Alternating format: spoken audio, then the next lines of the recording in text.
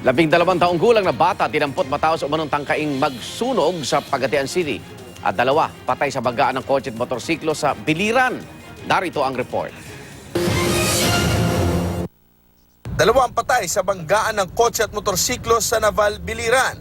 Base sa investigasyon ng mga pulis, tinatahak ng mga biktima ang highway sa barangay Apanggi sakay ng motorsiklo. Nang makasalpukan nila ang pulang kotse.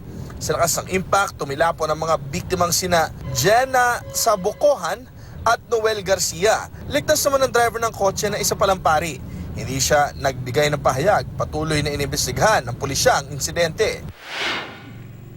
Dinampot naman ang isang 12 anyos na lalaki matapos umanong mahuli sa akto habang tinatangkang sunugin ang tanggapan ng City Disaster Risk Reduction and Management Office sa Pagadian City.